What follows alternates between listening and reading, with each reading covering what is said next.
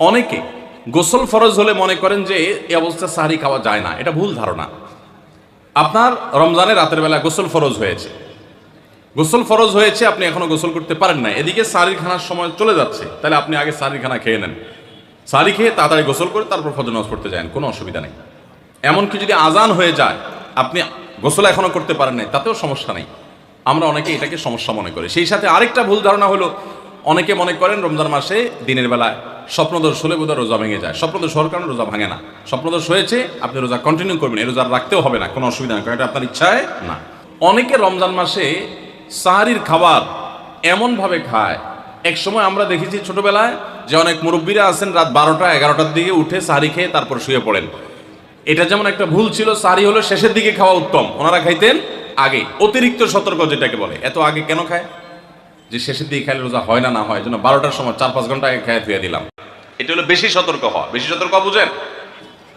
এক লোক দোতলা শুয়ে আছে ফ্লোরে, তো একটু পর পর মাথা উপর দিকে উঠে ফেলতেছে।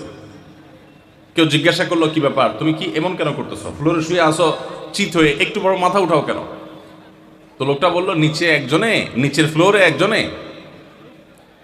সুই সুতা দিয়ে কাপড় সিলাইতেছে, এইভাবে সেলাই করে টান দেন উপর দিকে।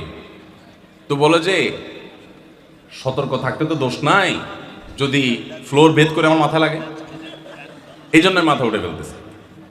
তো এটা অতিরিক্ত সতর্কতা হলো না? সতর্কতা ভালো, কিন্তু অতি সতর্কতা ভালো না। সাহারি অনেকে রাত 12টা 1টার সময় খান, এটা হলো অতিরিক্ত সতর্কতা। এত বেশি ভালো না, এত অতিরিক্ত সতর্ক হওয়া বরং নিষেধ। হাদিসে নবী সাল্লাল্লাহু আলাইহি ওয়াসাল্লাম আমাদেরকে সাহারি শেষের দিকে খেতে বলেছে। এখন আরেকটা ভুল হলো, অনেকে সাহারি এত শেষে খান যে মুয়াজ্জিনের সাথে ওনার কম্পিটিশন হয়। মুয়াজ্জিন মাইক ধরে মাইকের সামনে দাঁড়ায়, মুয়াজ্জিন ঘড়ির দিকে তাকাতে তাকে টিক টিক টিক টিক আগাইতেছে কাটা। মুয়াজ্জিন প্রস্তুতি নিচ্ছে যে আল্লাহু আকবার করে হাঁক দিবে, আর উনিও ওইদিকে প্লেট হাতে গ্লাস হাতে খাবার খাচ্ছেন, ধুমায়া খাচ্ছেন, এবং কম্পিটিশনে লিপ্ত হয়েছেন যে মুয়াজ্জিন আগে আল্লাহু আকবার বলে না, তিনি আগে গিলে শেষ করেন। এরকম কম্পিটিশন হয় কি হয় না? বেশিরভাগ লোক, বিশেষ করে আমাদের যে কোনো কাজে আমরা একেবারে শেষ মুহূর্ত পর্যন্ত না ঠেকালে ভালো লাগে না।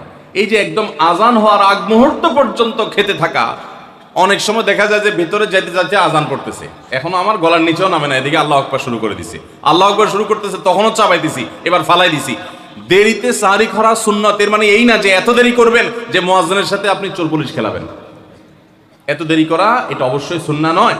নবী করিম সাল্লাল্লাহু আলাইহি ওয়াসাল্লাম সাহারি খেয়ে শেষ করার পর ফজরের নামাজ পড়তেন, মাঝখানে 50 আয়াত পড়ার মতো গ্যাপ থাকতো। 50 আয়াতের গ্যাপ মানে হলো 5 থেকে 7 মিনিট এভারেজ, এরকম গ্যাপ তিনি দিতেন, তারপর তিনি নামাজ পড়তেন। তো এই জন্য ভাইরা আমার, সাহারির সময়, ভোর রাতের সময়টা হলো দোয়া কবুলের সবচেয়ে মোক্ষম সময়। 24 ঘন্টার ভিতরে দোয়া কবুলের সবচেয়ে আদর্শ সময়, যে সময়ের দোয়া কবুলের সম্ভাবনা সবচেয়ে বেশি, সেটা হলো ভোর রাতের সময়টা। আল্লাহ সুবহানাহু ওয়া তাআলা ডেকে ডেকে বান্দার ক্ষমা ঘোষণা করেন, বিপদ আপদ দূর করেন, অসুখ বিসুখ দূর করেন। এই সময়টা হলো রাতের শেষ প্রহর, ফজরের আগের সময়টা, তাহাজ্জুদের সময়টা। 11 মাস ধরে আমরা নানা ব্যস্ততার অজুহাতে আমাদের তাহাজ্জুদ পড়ার সুযোগ হয় না, ভোর রাতে ওঠার সুযোগ হয় না। ভাইরা আমার, রমাদানের মাস, আপনি তো সাহরি খেতে প্রায় প্রতিদিনই উঠছেন। আপনার যেহেতু সাহরি খাওয়ার উদ্দেশ্যে উঠাই লাগে, তো আপনি কেন এই মাসে সাহরির সময়, ভোর রাতের এই সময়টাতে যখন আল্লাহর সাধারণ ক্ষমা ঘোষণা করেন, ওই সময়টাতে আপনি কেন শুধুমাত্র খেয়ে পরে আপনি মসজিদে চলে যাবেন ফজরের জন্য? অবশ্যই আপনি সাহরি খেতে উঠলে 2-5 মিনিট সময় বের করে বিশেষভাবে আল্লাহর কাছে দোয়ায় মনোনিবেশ করবেন। আমাদের একটা বড় ভুল হলো, সাহরির এই সময়টাকে দোয়ায় আমরা মনোনিবেশ করি না। সম্ভব হলে 2 রাকাত নামাজ পড়েন, 4 রাকাত নামাজ পড়েন। সেটা যদি না পারেন, তো সাহরির খানার শেষে অথবা আগে আপনি আপনার রুমে গিয়ে লাইট বন্ধ করে নিরিবিলি জায়গায় একটু আল্লাহর কাছে হাত তুলে একটু চোখের পানি ফেলে চান, দোয়া করেন। দোয়ার এই সুযোগটা 11 মাস আপনি পান না, রমজান মাসে সাহরির উসিলায় পেয়েছেন, তো আপনি সেই সুযোগটা কেন হাতছাড়া করবেন? আমি বিনয়ের সাথে বলতে চাই, একজন মানুষের যেন আমরা এই সুযোগটা হাতছাড়া না করি। আমি পারতপক্ষে কোনোদিন এই সুযোগটা হাতছাড়া করি না ভাইরা। যেদিন কিছুই করতে পারি না, ওইরকম দোয়া করার সময় হয়তো নাই, কোনো কারণে দেরি হয়ে গেছে উঠতে, ওই দিন খাইতে খাইতে মনে মনে দোয়া করার চেষ্টা করি, প্লেটটা ধুইতে দোয়া করার চেষ্টা করি। কারণ মুয়াজ্জিন ফজরের আজান যখন দেন, ওয়াক্ত যখন হয়, তার আগ মুহূর্ত পর্যন্ত আল্লাহ তাআলা দুনিয়ার আসমানে এসে তারপরে বান্দাকে ডেকে ডেকে বলেন, আলা মিন মুবতালান তোমাদের মধ্যে কেউ কি অসুস্থ আছো ফাআফিয়াহু, আমি তাকে সুস্থতা দান করব। আল্লাহ মিন মুস্তাগফিরিন ফাগফির লাহ, তোমাদের মধ্যে কেউ কি আছো ক্ষমা প্রার্থনাকারী, আমি তাকে ক্ষমা করে দিব। এভাবে ডেকে ডেকে আল্লাহ তাআলা দিতে থাকেন। টোটাল 24 ঘন্টার মধ্যে যেই সময়টার দোয়া ফেরত দেয়া হয় না, যেই সময়টার দোয়া মিস হওয়ার সম্ভাবনা খুবই কম, আপনার দোয়ার বেসিক শর্তগুলো ঠিক থাকলে এই দোয়া কবুল হওয়ার সম্ভাবনা জোরালো, সেই সময়টা হলো ভোর রাতের সময়টা। রমজান মাসে এই সময়টাতে দোয়ার যে সুযোগ তৈরি হয়, দোয়ার যে বিশাল সুযোগ আপনি পান, এই সুযোগটা হাতছাড়া করে আপনি শুধুমাত্র খেয়ে দিয়ে এই সময়টাকে পার করে দেন, এটা কখনো বুদ্ধিমানের কাজ হতে পারে না। এই জন্য রমজান মাসের ভুলগুলোর মধ্যে থেকে একটা হলো যে সাহরির সময়টাতে, ভোর রাতের সময়টাতে, দোয়া কবুলের গুরুত্বপূর্ণ সময়টাতে আমরা দোয়া তো করিই না। অনেকে ওই সময় আজকাল সাহরি পার্টি বের করেছেন, তামাশা বের করেছেন, অনেকে টেলিভিশনের প্রোগ্রাম দেখেন। কোন চ্যানেলে সাহরির সময়ের কোন প্রোগ্রাম আমরাও মাঝে মধ্যে এগুলো আগে রেকর্ড করা থাকে। সাহরির সময় আমরা টেলিভিশনে প্রোগ্রাম করতে চাই না, আগে রেকর্ড করা থাকে, সেগুলো চলে। এগুলো হলো তাদের জন্য যারা টেলিভিশনে হারাম জিনিস দেখবে, ওই টাইমটাতে সে যেন হারাম জিনিস না দেখে ভালো কিছু দেখে। আপনাদেরকে আমরা বলবো কখনো ওই ভোর রাতের ওই সময় ইসলামিক প্রোগ্রামও দেখতে যাবেন না। আপনি ওই সময়টাতে আল্লাহর সাথে কথা বলবেন, ওই টাইমটা ইবাদতের সময়, ওই টাইমটা দোয়া এবং রোনাজারির সময়।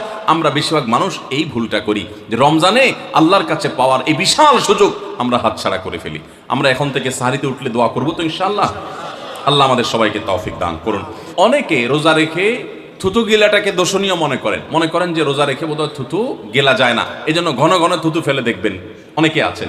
বিশেষ করে নতুন যখন রোজা রাখে পোলাপান, তখন দেখবেন যে মিনিটে থুতু ফেলে, আছে না নাই? এই ঘন ঘন রোজা রাখে আপনার থুতু ফেলে কেন? কারণ মনে করতেছে থুতু গিললে তার রোজা ভেঙে যাবে। ভাই, থুতু যদি আপনি না গিলেন আপনি বাঁচবেন? থুতু না গিললে কেউ বাঁচবে?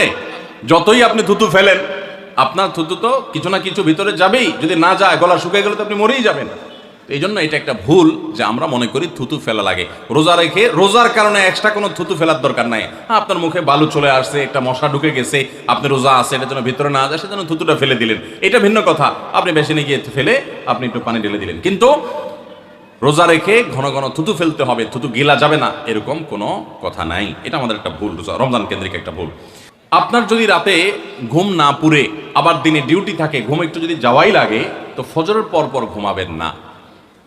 আলহামদুলিল্লাহ, আমাদের বাসায় আমরা এটার প্র্যাকটিসটা প্রতি বছর খুব হার্ডলি করার চেষ্টা করি। ফজরের পর কোনো ঘুম নেই, ফজরের পর একটু কোরআন তেলাওয়াত করেন। প্রথম চোখ ভেঙে আসবে, কারণ আপনি ভোর রাতে উঠছেন, অভ্যাস নাই। তো যাতে চোখে ঘুম না আসে সেজন্য নানা বুদ্ধি বাইর করে ঘুম দূর করেন, একটু উঠবস করেন। ওই টাইমে বসে ফজরের পরে আপনি তেলাওয়াত করেন, জিকির আজকার করেন, সকাল সন্ধ্যার দোয়াগুলো পড়েন, এটা দোয়া করেন, রমজানের কিছু আমল করেন। এশাকের নামাজের ওয়াক্ত হয়ে গেছে, 2 রাকাত নামাজ পড়ে এরপর আপনি পারলে দরকার হলে শুয়ে যান, কিন্তু ফজরের পর শুয়ে যাবেন না। এটা একটা ভুল, কারণ নবী করিম সাল্লাল্লাহু আলাইহি সাল্লাম সকালের এই সময়টার জন্য দোয়া করেছেন, আল্লাহুম্মা বারিক লি উম্মতি ফি বুকুরিহা, আল্লাহ আমার উম্মত জন্য সকালের সময়টাতে বরকত দান করুন। আর ওই সময় আপনি ঘুমায় থাকছেন।